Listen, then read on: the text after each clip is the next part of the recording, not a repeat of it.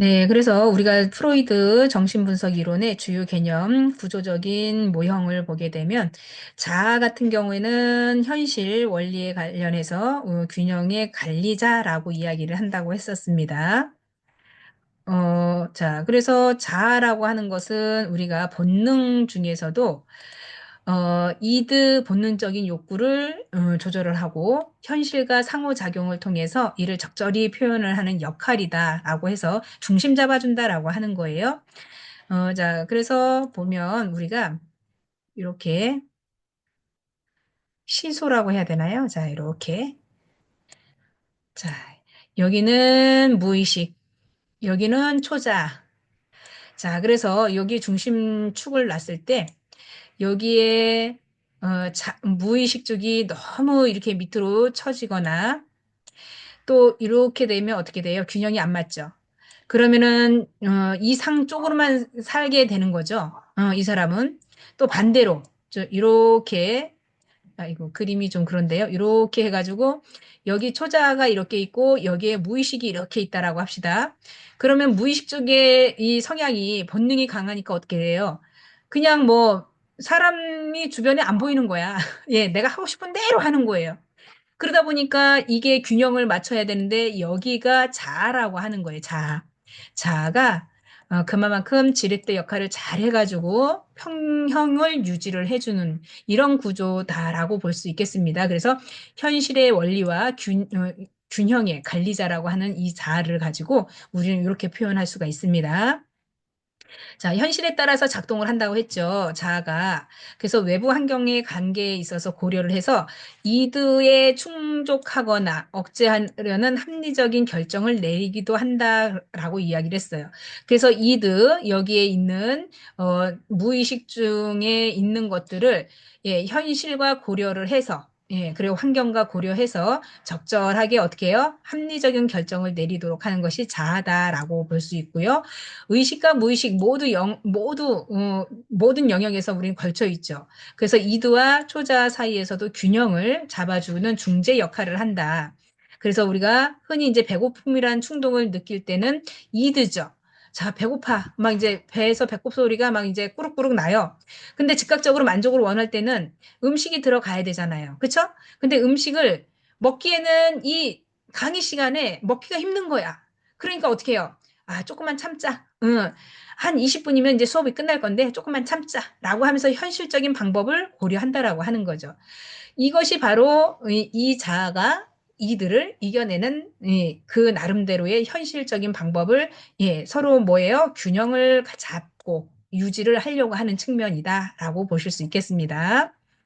어렵지 않죠? 네. 저만 어렵지 않은 건지, 그러니까 이게 온라인 교육이 이게 맹점이라는 거죠.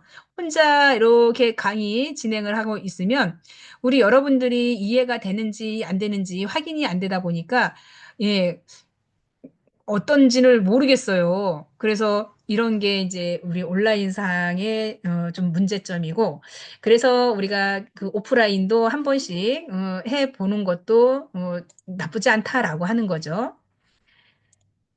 무슨 프로그램이 또 오류가 생겼어요. 네. 자, 그래서, 우리 자아 같은 경우에도 현실에 관련해서 균형의 관리자라고 했죠. 그래서 우리 이들을, 욕구를 단순히 억압하지 않고 사회적인 규범, 도덕적인 기준을 고려해서 현실적으로 수용 가능한 방식을 가지고 욕구를 충족하려고 한다.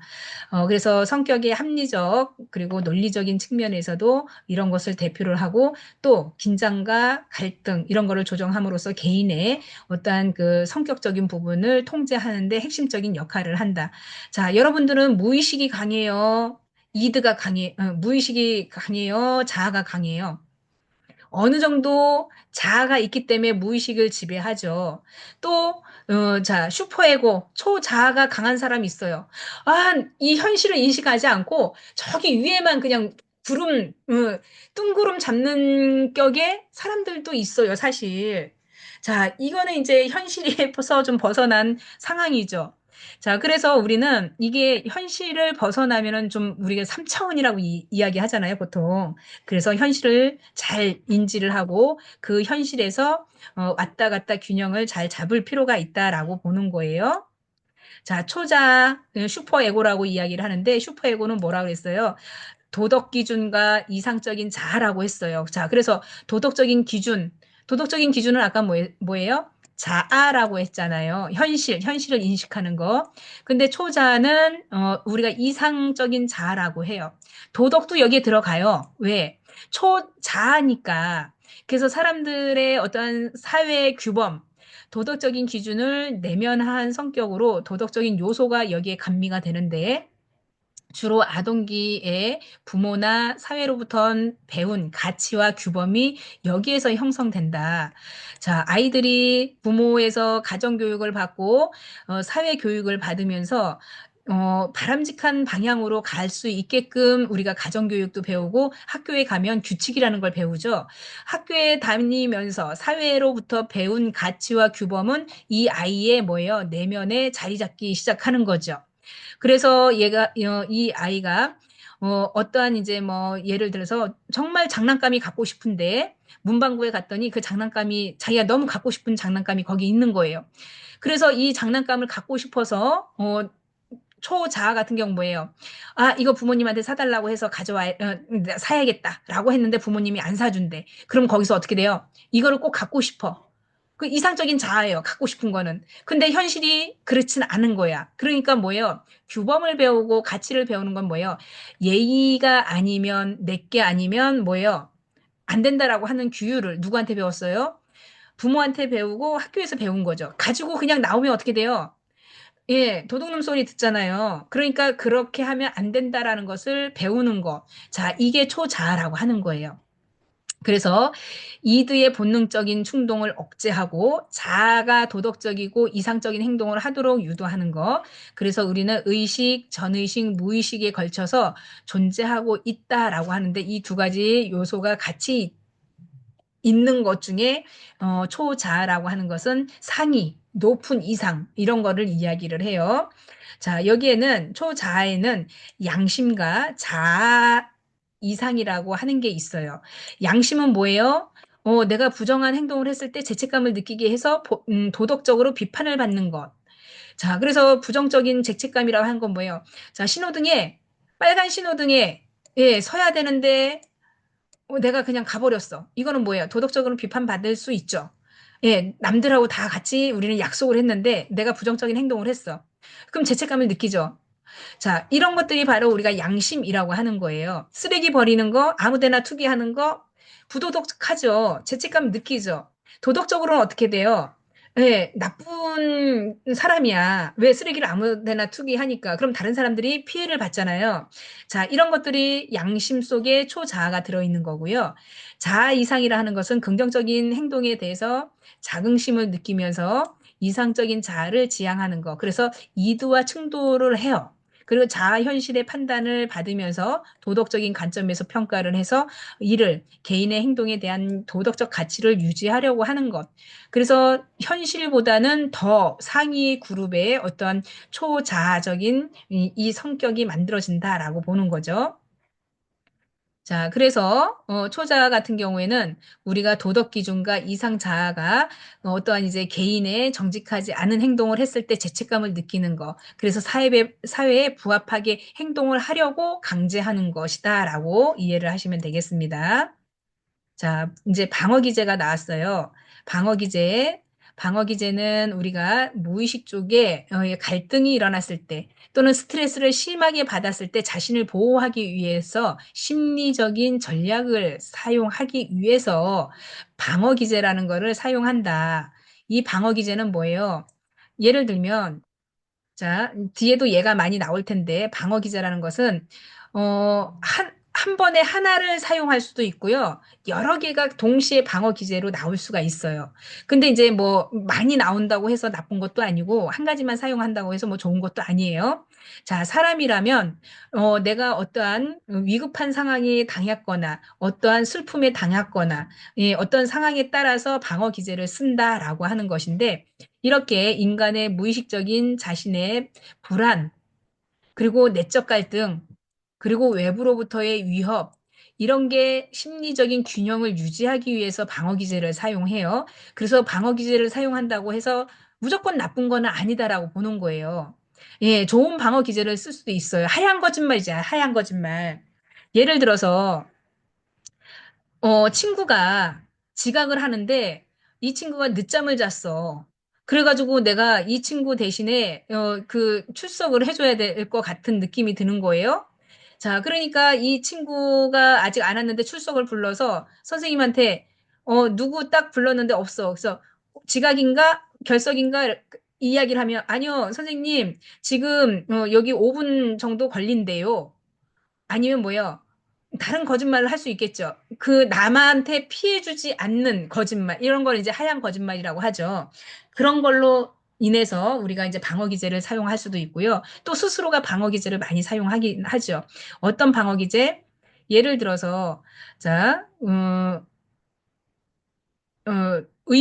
새엄마라고 할까요? 새엄마가 이제, 이게 새로 생겼어요. 새엄마.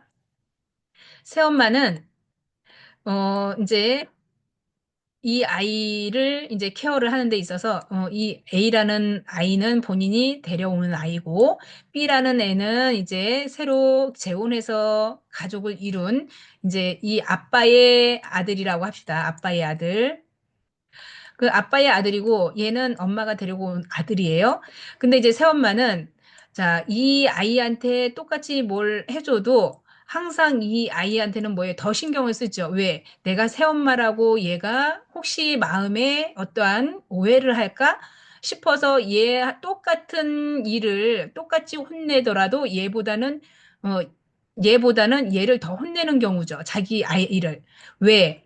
방어 기제를 쓰는 거예요. 남들이 봤을 때, 새엄마라서, 의붓 엄마라서 얘를 더 혼내는 거 아니야? 라고 생각을 할 수도 있다라고 하는 거예요. 다른 사람들이 생각했을 때. 그럼 이 사람은 뭐예요? 마음에 그게 이제, 무의식 중에 그런, 생각이 드는 거죠. 사람들이 이거를 똑같이 혼냈을 때도 얘를 더 많이 혼내는 것 같아 라고 생각을 할 수 있어요. 그래서 이 아이한테는 더 친절하게 해주고 도시락을 더 정성 들여 싸주고 더 뭐예요? 애틋하게 해주는 거. 이게 바로 이제 여기에 따른 방어 기제가 들어가기 때문에 그렇다.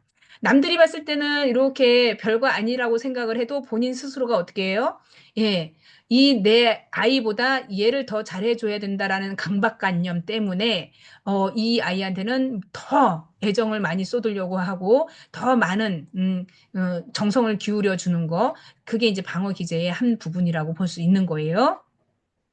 자, 방어 기제는 무의식적으로 우리가 그 작동을 한다라고 하면서 자아가 이드와 충돌을 하고 또 초자아의 도덕적인 요구 그리고 현실을 압박하는 사이의 갈등과 어떠한 해결하려는 과정에서 발생을 해요. 그래서 본질적으로 우리가 심리적인 안정을 유지하기 위해서 긍정적인 기능도 수행을 하지만 또 너무 과도하게 했었을 때 부정적으로 사용할 수도 있다. 그래서 우리가 방어 기제는 적절하게 잘 사용을 해야 된다라고 하는 것을 여기서 이제 이야기를 하고 있습니다. 그래서 방어 기제는 뭐 이렇게 많이 사용한다고 나쁜 건 아니지만 과도하게 현실에 맞지 않게 사용하면 그게 이제 부작용으로 일어날 수 있다라는 내용이고요. 자, 방어 기제는 그래서 우리가 스트레스를 많이 받았을 때, 예, 그리고 자신을 보호하기 위해서 심리적인 전략으로 의미를 해요. 그리고 자신의 어떤 불안이나 내적 갈등, 그리고 외부로부터의 위협, 심리적인 균형을 유지하기 위해서 이러한 방어 기제를 많이 사용합니다. 여러분도 아마 방어 기제 늘 사용할 거예요. 나도 인식하지 못하는 사이에. 자, 방어 기제는 무의식적으로 작동을 하죠. 그리고 자아가 이두와 충돌하고 자아가 도덕적인 요구, 압박하는 사이에 문제 해결하려고 하는 심리적인 안정 때문에 과도하게 이루어지는데 예를 들면 자 내가 아버지한테 혼났어. 예. 그래서 아버지한테 혼났는데 이 너무 나도 아버지한테 혼나고 나서 화가 나. 그러더니 내가 누구한테 화풀이를 해요. 동생한테 화풀이를 하는 거야. 예, 이게 바로 방어 기제라는 거예요. 이게 반동 형성이라고 하거든요. 그래서 방어 기제는 수도 없이 많은 방어 기제가 있어요. 그리고 자, 외동으로 컸는데 어느 날 동생이라는 아이를 엄마가 데리고 왔어. 예. 그래서 나는 몰랐는데 엄마가 동생을 가져서 산부인과에 가서 아기를 낳아가지고 데리고 왔는데 이 아이를 보니까 내가 사랑을 이제 뺏기게 생긴 거예요, 부모한테. 그러니까 이 아이가 미운 거죠. 그래서 막 꼬집는 거야, 엄마 모를 때. 예. 그리고 또, 이 아이를 사랑으로 찾고 하니까 내가 뭐예요? 태행이 되는 거야.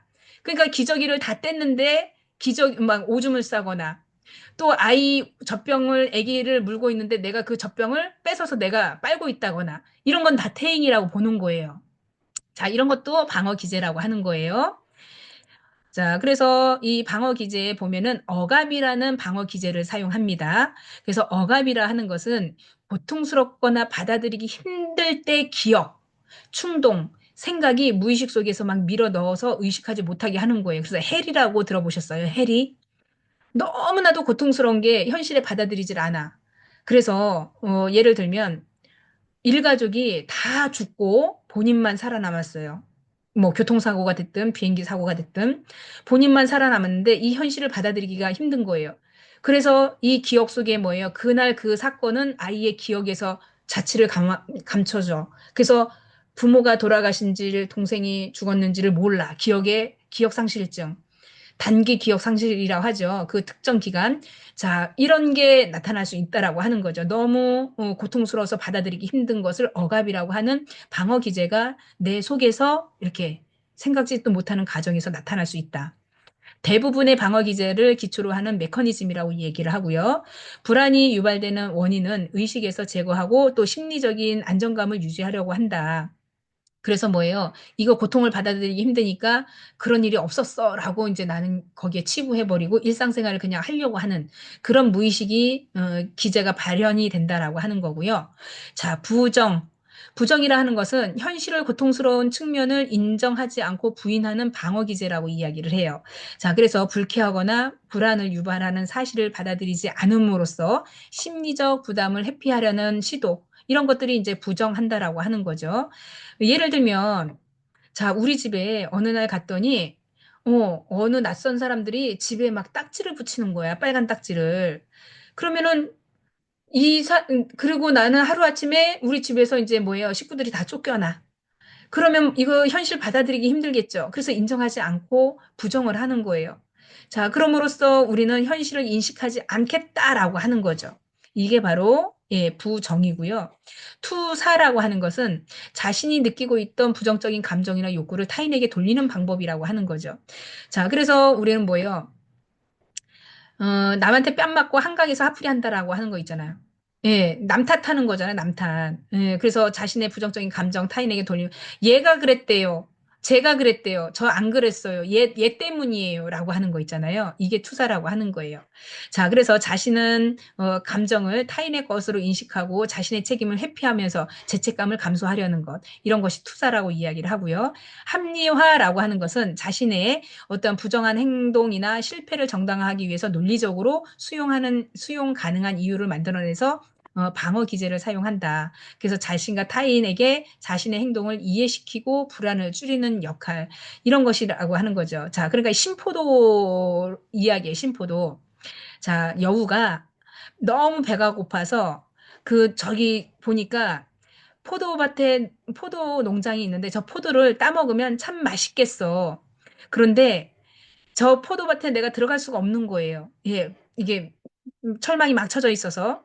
그러니까 이 여우가 생각하기를 분명히 저 포도는 실 거야. 너무 셔서 맛이 없을 거야. 라고 하면서 뭐예요? 자신의 행동에 대해서, 예, 합리화를 시키는 거예요. 저 포도는 맛이 없을 거야. 예, 그래서 나는 저거 안 먹어도 돼. 이런 개념을 우리는 부적절한 본인의 어떠한 행동, 실패를 정당화하기 위해서 논리적으로 이렇게 합리화를 한다라고 하는 거예요. 자, 태행이라고 하는 거는 스트레스 상황에서 이전 발달 단계로 돌아가서 어린아이 같은 행동을 보이는 방어 기제다. 그래서 금방 이야기했듯이 동생이 태어났는데 동생의 사랑을 부모가 다 차지하고 있는 것만 같아. 그래서 내가 뭐예요? 나도 아기처럼 돼버리는 거죠. 그래서 안 했던 오줌을 싼다거나 젖병을 동생 거를 뺏어 먹거나 이런 것들이 태행이라고 하는 거예요. 자, 현재의 스트레스를 피하려고 더 안전한 과거의 상태로 돌아가려는 것, 심리적인 안정을 찾으려고 시도를 하는 거죠. 이런 것을 우리가 퇴행이라고 하고요. 자, 승하라고 하는 것은 예, 사회적으로 용납할 수 없는 그리고 더 이 사회에서 내가 도덕적으로 더 뭐예요? 뛰어넘게 성숙한 사람으로 태어나겠다라고 하는 거.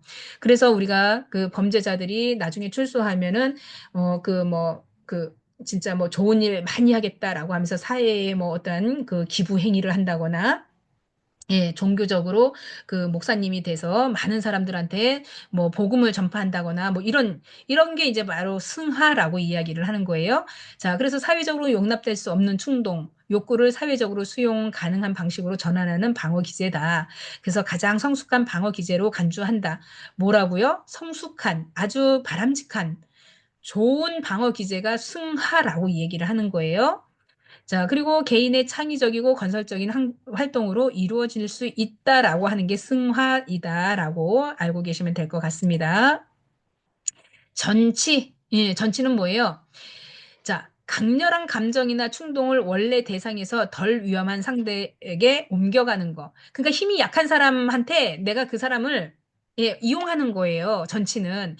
나보다 힘센 사람한테는 내가 덤벼들 수는 없으니까 나보다 힘 약한 사람한테 뭐예요? 그 사람을 대상으로 위협하는 것을 전치라고 하는 거예요. 그렇기 때문에 우리 그런 거 많이 하잖아요. 저 사람은 내가 딱 보니까 나하고 만만하지 않겠는걸? 그러면은 힘이 약한 사람을 골라서 내가 상대를 하면 내가 이기겠지? 예, 요런 심리가 바로 전치라고 하는 거예요. 자, 반동 형성, 자신의 무의식적인 충동과 정반대되는 행동. 그래서 아까 그 의붓 어머님이 자기 자녀보다 그 본 자식, 그 아버지의 자식한테 더 뭐예요? 잘해주는 반대로. 자, 쉽게 얘기하면 미운 놈 떡 하나 더 준다. 그 얘기 들어보셨죠? 그러니까 떡 하나 먹고 빨리 떨어지란 소리잖아요. 미운 놈 왜 떡을 주겠어요? 이렇게 저렇게 엮여서 내가 피 보느니 그냥 떡 하나 주면서 선심 쓰고 빨리 해결하려고 하는 거. 그래서 자기 무의식 중에서는 이 사람이 너무 미운 거야. 근데 반대로 뭐예요? 더 잘해주는 행동. 이거를 반동 형성이라고 이야기를 해요. 자, 동일시. 우리 동일시 많이 해봤죠? 누구? 뭐 학교 다닐 때 나는 선생님이 너무 좋아. 그래서 선생님 하는 거는 다 따라하고 싶어. 또 나는 연예인이 너무 좋아. 누구 연예인. 그 사람이라면 다 좋아. 라면서 특정 인물을 모방을 해서 그 사람에게 심리적인 안정감을 갖고 그 사람 하는 행동이 다 좋은 거예요. 아마 과거에 좋아했던 고등학교나 뭐 중학교 때 생각해 보시면은 아이가 딱 봤는데 첫눈에 영어 선생님이 너무 예쁘고 좋으신 거야. 그래서 이 학생이 정말 다른 공부는 다 열일 제껴놓고 그 선생님한테 잘 보이기 위해서 영어만 잘한 거예요. 그러다 보니까 나도 싫어했던 영어가 어느 날 그 선생님으로 인해서 영어에 대해서 굉장히 뭐 회하면 회화, 문장이면 문장, 마스터가 된 거죠. 그래서 그 모방을, 그 선생님을 따라서 이쁨을 받으려고 내가 거기에 동일시한 거죠. 그러다 보니까 이게 이제 영어를 마스터하면 그 뭐예요? 그 나름대로 나중에 이제 본인이 영어 교사가 되거나 예, 이렇게 모델링이 된다라고 하는 거예요. 자, 그래서 동일시는 자아의 발달 과정에서 중요한 역할을 한다. 그래서 성격 변화에 영향을 많이 미친다라고 하는 거죠. 그래서 동일시라고 하는 것은 누구를 모델링을 하느냐에 따라서 그 사람의 이런 발달 과정에 중요한 역할을 하는데 우리 부모님들이 어렸을 때 흔히 그러잖아요. 친구를 잘 만나야 예, 그 친구를 잘 만나야 그 미래가 보인다라고 하잖아요. 예를 들면 뭐 진짜 친구들이 공부 잘하는 애들만 옆에 있으면 당연히 공부를 잘하겠죠. 근데 친구들이 뭐예요? 막 비행 청소년으로 막 학교도 안 오고 막 결석하고 집 나가고 그러면은 그 친구들이 주변에 있으면 뭐예요? 나도 거기에 따라서 이 친구들의 예, 성격을 영향을 받아서 집 나가고 비행 청소년이 되고 하는 거죠. 자, 이게 바로 이 동일시. 그래서 모방을 하기 때문에 그렇다. 자, 우리 선생님들은 동일시 누구를 했기 때문에 여기 왔다? 예, 좋은 친구들을 만나서 여기 왔다. 라고 저는 생각을 하겠습니다. 자, 취소. 부정적인 행동이나 생각을 상쇄하기 위해서 보상적인 행동을 하는 방어 기제다. 자, 취소는 우리가 부정적인 행동을 했는데 아니야, 아니야. 이거 원상복귀 시켜. 원상복귀 시켜. 취소야, 취소. 이런 거 있죠. 뭐 우리가 흔히 이제 그 취소가 쉽게 되지는 않지만 만약에 내가 부동산을 샀는데 하자가 너무 많아. 그래서 이거는 아우 안 되겠어. 이거 취소. 이거 없었던 계약으로 합시다라고 하는 거. 이렇게 생각하시면 쉬울 것 같아요. 자, 이렇게 우리가 그 방어 기제가 꽤 많은데요. 여기에 신체화도 있는데 신체화는 지금 나오지 않았습니다. 그리고 뭐 다른 여러 또 동일에 관련된 방어 기제가 있는데 요 정도만 방어 기제 알아도 뭐 훌륭하다고 생각을 합니다. 그래서 괜찮고요. 자, 심리적으로 우리가 심리 성적 발달 단계의 프로이드 이론을 보게 되면 결국에는 인간의 성격 발달을 설명하는 이론은 성적 에너지, 리비도에 초점을 맞췄다라고 보는 거고요. 신체의 특정 부위로 이동함에 따라서 발달이 이루어진다라고 하는 거죠. 신체 특정 부위는 아까 뭐라 그랬어요? 자, 신체 특정 부위, 우리 구강기, 또 항문기, 또 남근기, 잠복기, 잠복기, 생식기. 자, 그래서 구항남장생. 요거는 꼭 이렇게 암기를 하셔야 돼. 암기. 구강기, 항문기, 남근기, 잠복기, 생식기. 구항남장생. 예. 구강기는 뭐라 했어요? 어디로 성적 리비도가 온다? 입, 입. 항은 뭐예요? 항문기. 배변 보고, 우리가 소변 보고, 이거 폭발적인 그 항문기라고 했어요. 자, 남근기는 뭐예요? 성적인 부분이 예, 성으로 온다 했어요. 성. 남성, 여성, 성의 역할. 이때는 뭐예요? 이때는 그 엄마를 사랑하는 아들, 아빠를 사랑하는 딸 이런 식으로 온다고 했죠. 그래서 나의 그 어, 저기는 뭐다? 예, 나의 그 적은 누구다? 예.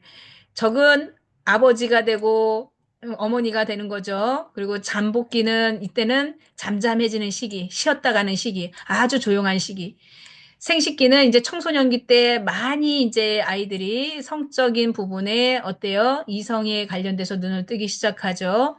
자, 그래서 우리가 구강기 때는 입이고, 항문기 때는 항문, 그리고 또 남극기 때는 생식기 쪽으로 가고, 잠복기 때는 조용하고 있다가, 청소년기, 사춘기 때 이렇게 생식기로 온다라고, 프로이드는 5단계로 이야기를 했다.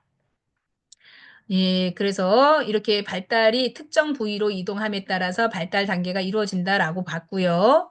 그리고 프로이드는 리비도가 다양한 발달 단계를 통해서 성격 형성에 영향을 미친다고 주장을 했어요. 그리고 우리가 성공적인 발달이 개인의 정신 건강과 성격 발달에 중요한 강조를 했어요.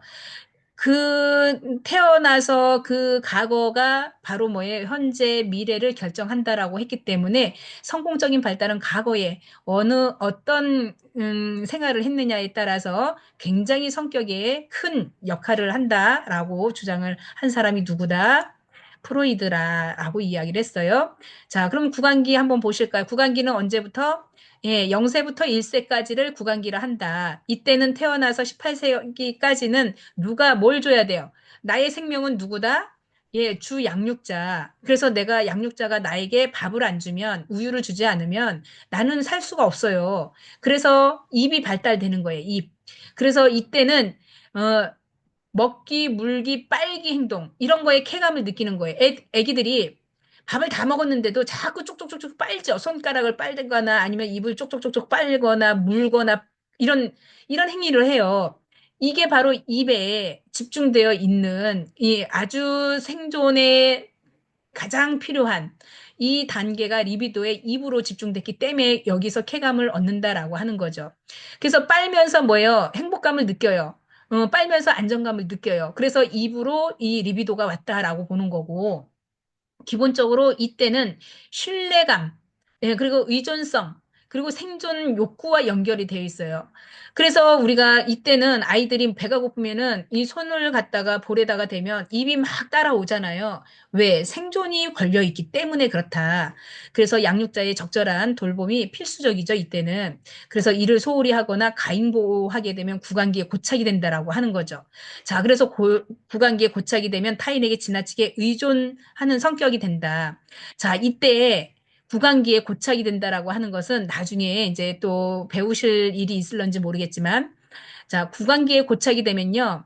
이 빠는 거에, 여기에 빠는 거에 애착을 가지는 사람들 나중에 이제 이게 하나의 이제 그 고착으로 해가지고 끊임없이 이렇게 빠는 거에 성격이 거기에 이제 몰입이 돼버린 거죠. 그래서 왜 담배를 빠는 사람들도 어떻게 보면 구강기에 고착이라고 이제 말하는 학자도 있습니다. 자, 그래서 우리가 구강기에 이렇게 그 18개월까지는 아이들이 무는 거, 빠는 거, 이런 거에 쾌감을 느껴서 이 행동 자체가 리비도가 입으로 전해져서 그렇다라고 보는 거예요. 자, 그리고, 네, 지금, 예, PPT가 잠깐 말썽을 일으키네요. 잠시만요. PPT가 갑자기 사라져 버렸네.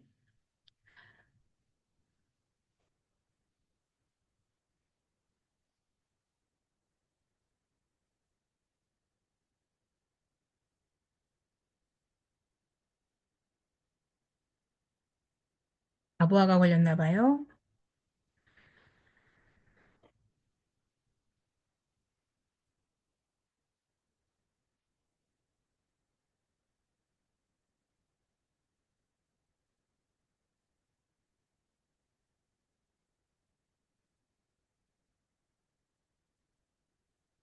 구강기에 그래서 고착이 되면 타인에게 지나치게 의존하게 되는 성격이 될 수 있다라고 설명을 했고요.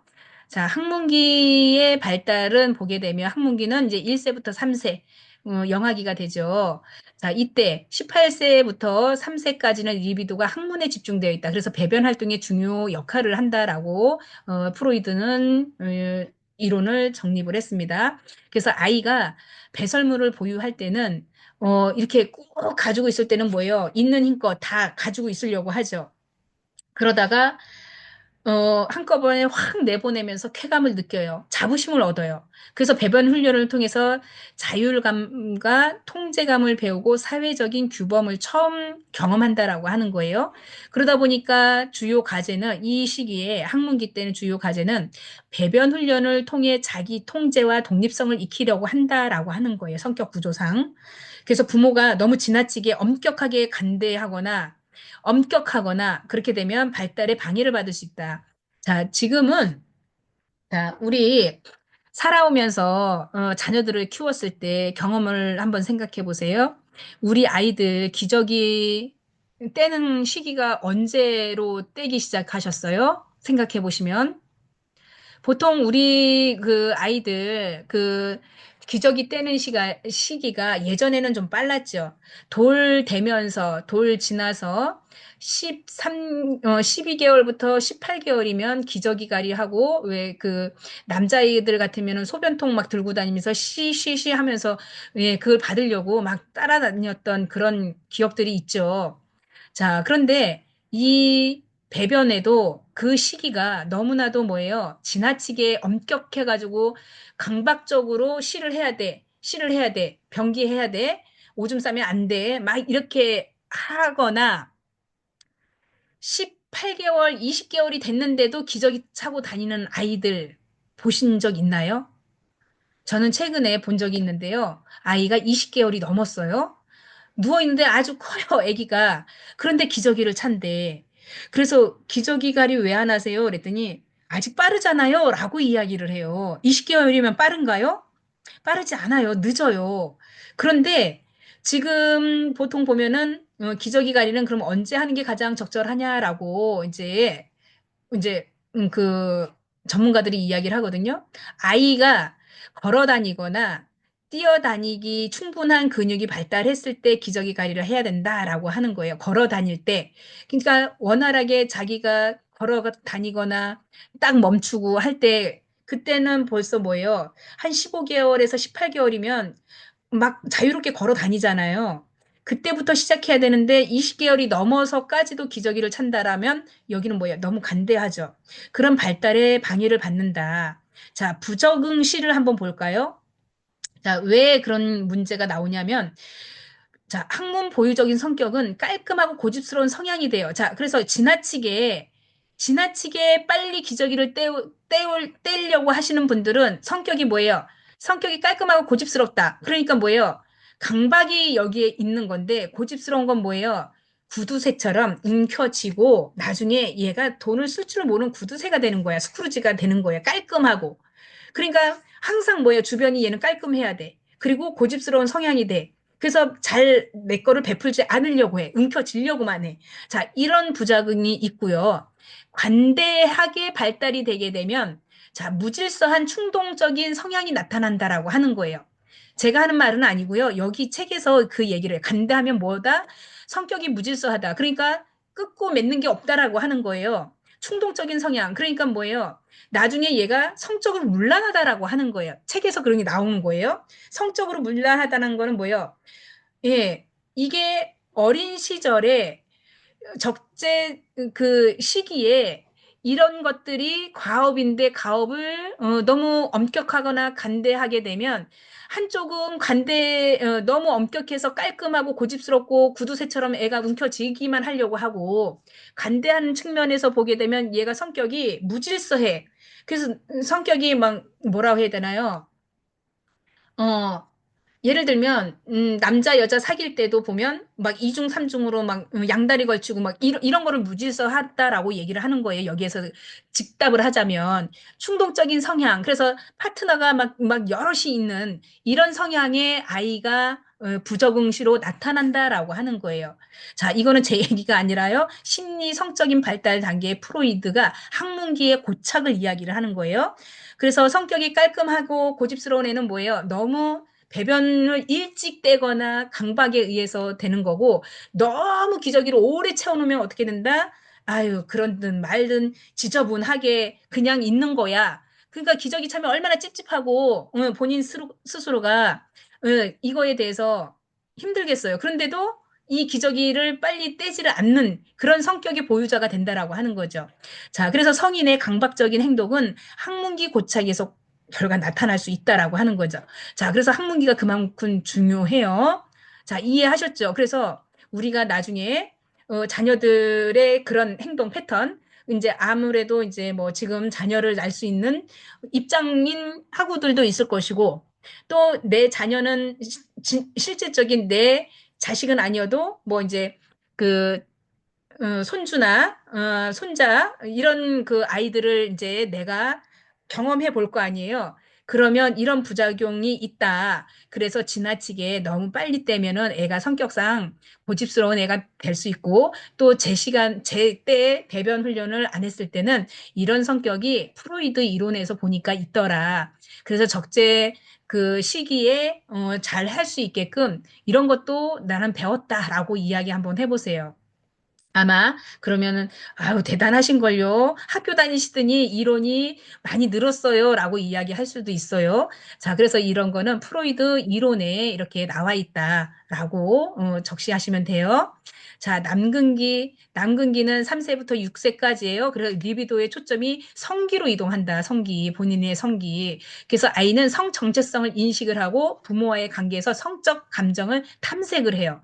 자, 이 과정에서 오디푸스 컴플렉스라는 게 나와요.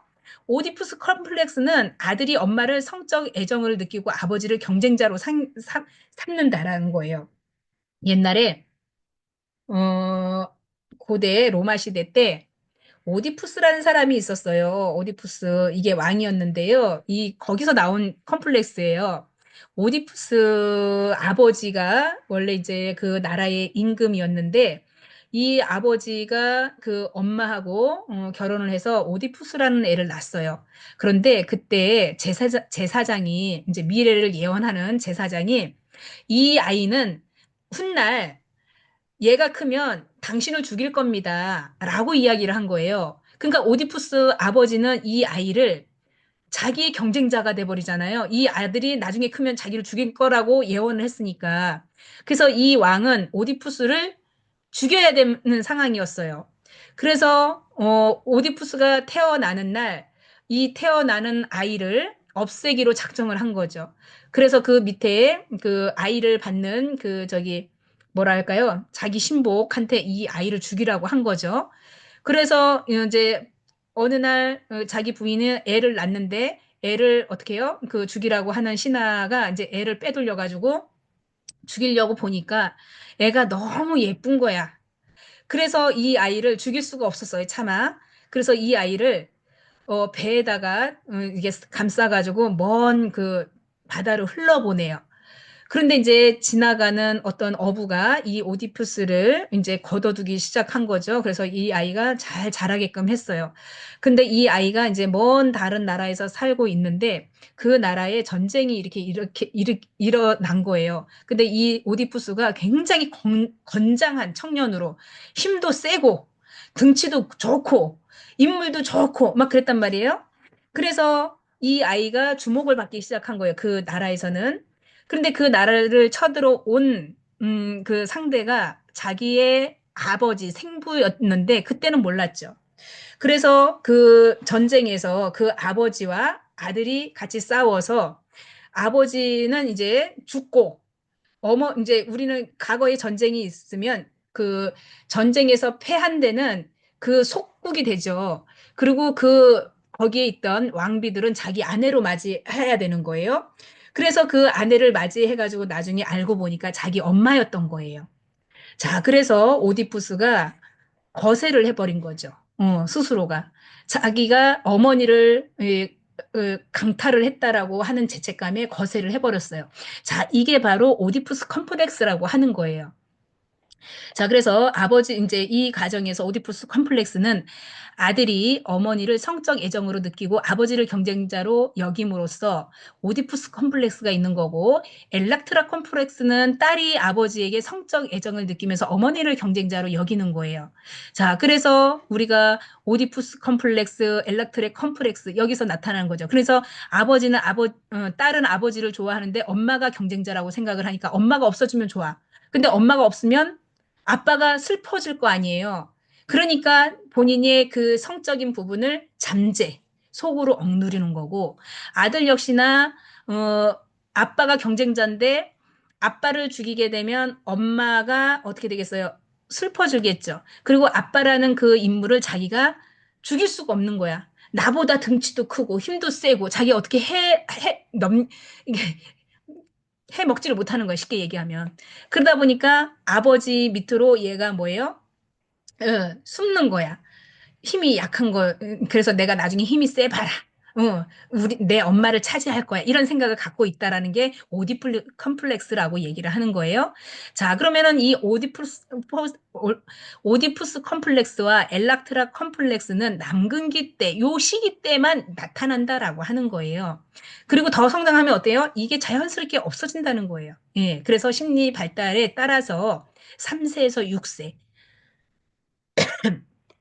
요 시기 때는 이 시기가 남근기로 온다. 그래서 주요 과제는 성 정체성을 받아들이고 부모와의 동일시를 해서 사회적 규범을 내면화하는 것. 이것이 바로 이 가업이라고 하는 거예요. 이 시기에. 그래서 성 정체성이라고 하는 것은 동일시, 누구와? 부모와. 그래서 이 동일시를 내면화하고 초자아라는 이 단계가 발달한다. 초자아는 뭐예요? 내가 정말 요 경쟁자를 내가 어느 날 아빠가 자고 있는데 아빠를 내가 죽였어. 그럼 말이 돼요, 안 돼요? 안 되죠. 그러니까 내가 같이 적과의 동침이라고 내가 생각하자라고 하면서 여기서 뭐예요? 초자아가 이 단계에서 발달이 된다. 그래서 내가 좀 더 성숙한다라고 하는 거예요. 자, 여기에서 부적응이 생겼다. 그럼 남근기에는 뭐예요? 부적응이라 한 것은 이거를 받아들이지 않았을 때 남근기에는 자기의 또 가시적인 행동, 성적 불안이 생기거나 성 정체성 혼란이 나타난다라고 하는 거죠. 자, 이 시기에 잘 넘기지 못하는 부적응적인 문제가 생겼을 때는 본인이 뭐예요? 과시적으로 막 남들 앞에서 막 크게 행동하고 거짓말 많이 하고 자기 뭐라 할까요? 자기를 크게 부풀려서 얘기하고 이런 게 생길 수 있다라고 하는 거고요. 반대로 불안하게 되면 성 정체성 혼란이 여기서 나타날 수 있다. 그래서 나름대로 요 시기가 또 아이들한테는 남극기 때는 중요하다라고 하는 내용이고요. 자, 잠복기 좀 조용하는 시기라고 했죠. 6세부터 12세예요. 자, 이 시기에는 남궁기 이후에 약 12세까지의 시기로 이 단계는 성적 관심이 줄어들어요. 그래서 리비도가 이렇게 잠자는 상태로 전환이 돼 버려요. 그러니까 이때는 이제 고요한 잠자는 파도처럼 생각하시면 되는데 이전에 성기에 집중됐던 관심들이 사라지고 동성 부모와 동일시가 되면서 성적 에너지는 억제되더라. 그리고 사회 아이들과 사회 기술, 지적 활동. 그러니까 또래 문화하고 뭐예요? 얘네들이 거기에 집중하느냐고 이제는 내가 리비도 여기 성적 관심 대상자인 파트너 누구예요? 나의 파트너. 예, 나의 라이벌, 이 라이벌인 엄마가 되거나 아빠가 되거나 여기에 집중하지 않고 학교 친구 또래들과 새로운 역할을 배우면서 여기서 도덕성과 사회적인 규범을 배운다라고 하는 거죠. 자, 그래서 주요 과제는 또래 관계를 잘 형성하고 사회적인 기술을 익히면서 자기 통제와 자율성, 학업 성취를 이루는 것이 바로 이 시기에 잠복기의 주요 과제로 이렇게 학교 학업 성취 이런 거를 이제 원활하게 할 수 있는 단계가 왔다라고 보는 거고요. 자, 그래서 잠복기에 우리는 고착은 드물어요.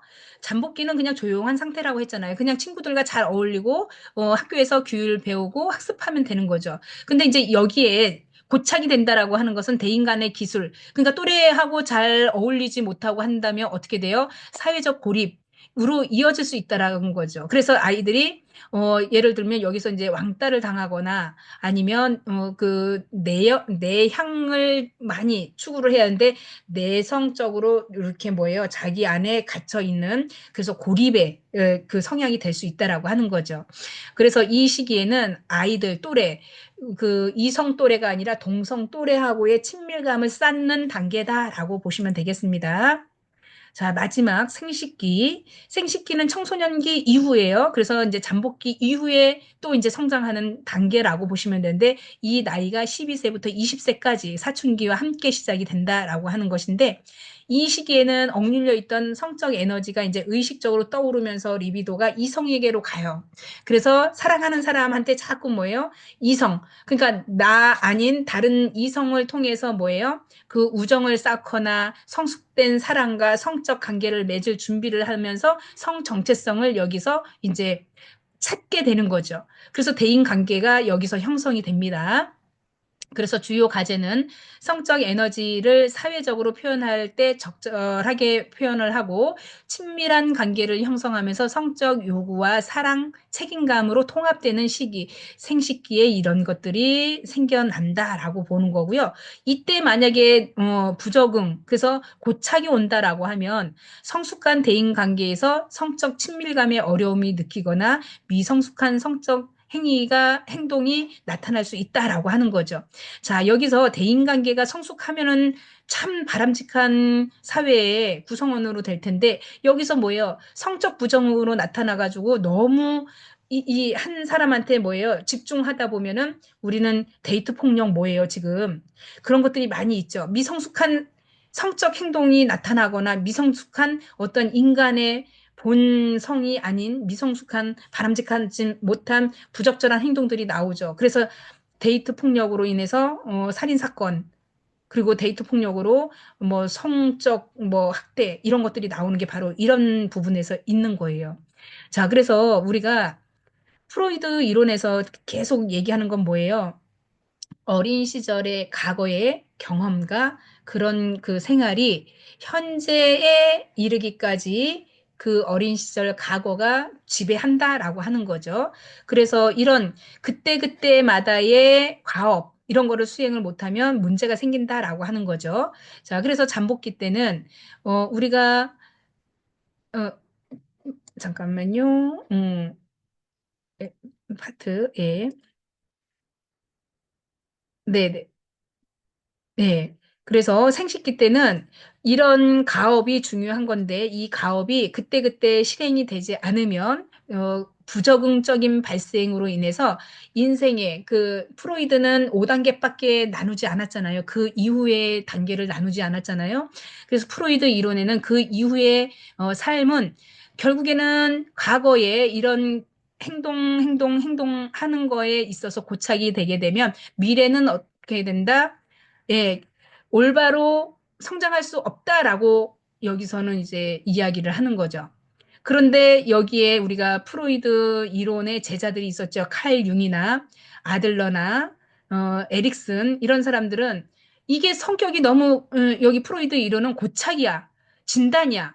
그러면은 여기까지만 나누면 이 이후에 인간의 삶이라는 것은 그러면은 선 아니면 악인데 이거는 우리는 받아들일 수 없다. 그래서 새로운 이론이 또 생겨나기 시작한 거예요.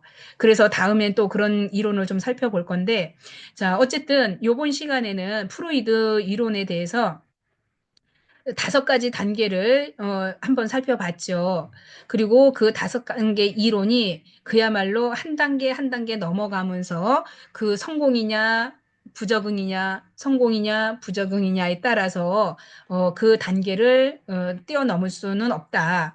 그래서 우리가 아까 보시기를 자, 학문기 때는 성적인 부분이 저기로 가야 되겠군요. 구간기로 먼저 가야 되네요.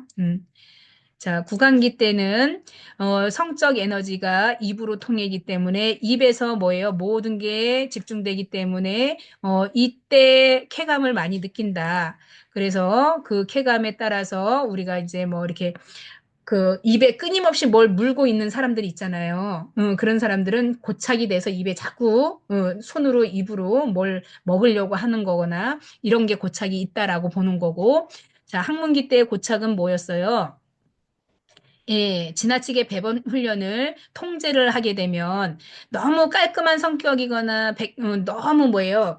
하루에도 수십 번씩 손을 씻는다거나 하는 결벽증 이런 것들이 생길 수도 있다. 그리고 스크루지처럼 고집스러운 성향이 생길 수 있다. 그리고 이게 이제 충동적으로 이제 부적응적으로 나타나는 거 반대에 아주 안 좋은 거는 예, 간대하게 기저귀 가리를 하게 되면 성격적으로 무질서하고 충동적인 성향이 생길 수 있다라고 진단을 했고요. 그래서 성인기의 강박적인 행동은 학문기의 고착일 결과가 나오는 것이고 남근기 때는 컴플렉스가 있는데 남아 아이들은 오디푸스 컴플렉스, 여아 아이들은 엘락트라 컴플렉스를 가지면서 내 나의 어떠한 그 상대 그러니까 아들은 아버지가 나의 뭐예요 그 상대방에 대한 그 컴플렉스를 가지고 있기 때문에 내가 힘이 안 되기 때문에 그냥 스스로 타협하는 거. 또 엄마에 대한 딸이 나의 그 경쟁자로 보는 거죠. 그래서 어머니를 경쟁자로 보기 때문에 딸이 이 어머니를 굉장히 미워하면서도 아버지를 성적으로 애정을 느끼고 있다. 그래서 이 단계는 부적응적인 경우에는 자기 가시를 많이 하고 성적 불안이 생기거나 성 정체성이 혼란이 온다라고 얘기를 했고요. 잠복기는 좀 평온한 상태. 그래서 아동의 어떠한 놀이, 그리고 자기 친구들끼리 또래 문화가 굉장히 여기서는 집중되고 모든 그 사회 기술을 여기서 배우고 익히고 통제하고 여기에 따른 아이들이 서로 선한 경쟁을 하려고 한다라고 하는 거죠. 그래서 이 시기는 좀 차분한 시기다라고 보는 거고, 그리고 또 우리가 생식기 때는 그 청소년기 이후이기 때문에 동성한테로 이게 에너지가 간다라고 했죠. 그래서 이성에게 리비도가 향하고 여기에 따른 사회적인 관계에서 성숙하냐 또 성숙하지 않느냐에 따라서 굉장히 또 갈린다고 했죠. 성숙하면은 사회 친밀함을 가지고 여러 사회생활을 잘할 수 있는데 그렇지 않은 경우에는 아주 데이트 폭력이나 아주 비정상적인 그런 행동을 할 수 있다라고 보는 거고 그래서 심리 사회적으로 보게 되면 프로이드 이론은 이렇게 해서 주요 개념들을 잡고 있다라고 볼 수 있겠습니다. 자, 다음은 프로이드 정신분석 이론인데요. 요거는 자유현상에 대해서 다음 시간에 연결해서 하도록 하겠습니다. 자, 고생하셨고요. 우리가 지금까지 배운 그 하나하나의 그 개념들 있잖아요. 그런 것만 좀 요번 시간에 정확하게 좀 알아놓으시면 좋을 듯 합니다. 수고하셨고요. 다음 시간에 뵙도록 하겠습니다.